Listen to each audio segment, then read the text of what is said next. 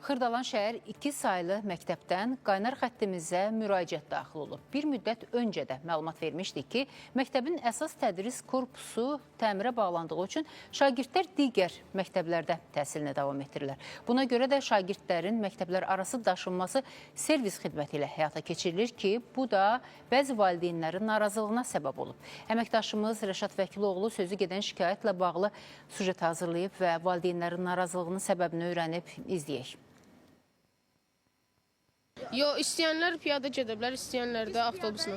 Xırdalan 2 saylı tam orta məktəbdə aparılan təmir tikinti işləri ilə bağlı artıq 3 aydır məktəbin ibtidai sinif kontingenti müvəqqəti olaraq Xırdalan 11 saylı məktəbdə tədrisini davam etdirir. Təmir müddəti ərzində şagirdlərin yeni ünvana daşınması üçün servis avtobusları təşkil edilib və proses işlər tamamlanana qədər davam edəcək. Lakin bəzi valideynlər servis xidmətinin dövlət tərəfindən qarşılanmasını istəyir. Servis kartları 2 nömrəli məktəbin şagirdlərinə bu məktəbdən 11 nömrəli məktəbə getmək üçün gediş haqqı kartıdır. Hansı ki, bu kartlara görə şagirdlərin valideynləri aylıq olaraq servis pulu 25 manat ödəniş edirlər. Bu karta görə pulu kimə ödeyirsiniz? Biz maşın sürücüyə. Nə qədər ödəyirsiniz aylıq? 25 manat. O pul kimə verilir? Məktəbə yoxsa Sürücüyə. siz nə qədər aylıq pul ödəyirsiniz? 25 manat şoförə veririk. Onların sözlərinə görə məktəbin təmirə bağlanmasına görə yaranan məcburi köçürülmə dövlət səviyyəsində həyata keçirildiyindən servis xərclərinin də qarşılanması gözlənilirdi. Ya məktəb qarşılamır, ya sektor qarşılamır ki, yaxın məsafə olduğu üçün biz ona qarışmırıq. Təhsilin balansındadır, biz bilmirik.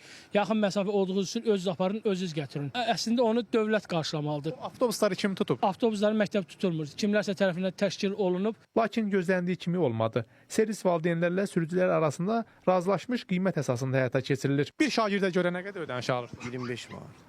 25 manat isə kim ödəyir?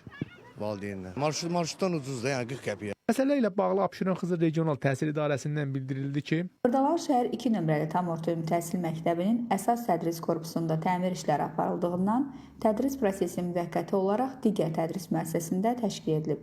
Təmirə aparılan və şagirdlərin köçürüldüyü təhsil müəssisələri arasındakı məsafə yaxın olduğundan şagirdlərin müəssisə tərəfindən daşınması nəzərdə tutulmayıb. Şagirdlərin xüsusi nəqliyyat vasitəsilə daşınması valideynlərin şəxsi təşəbbüsü əsasında həyata keçirilir. Bununla bağlı müəssisə tərəfindən heç bir vəsait toplanılmır.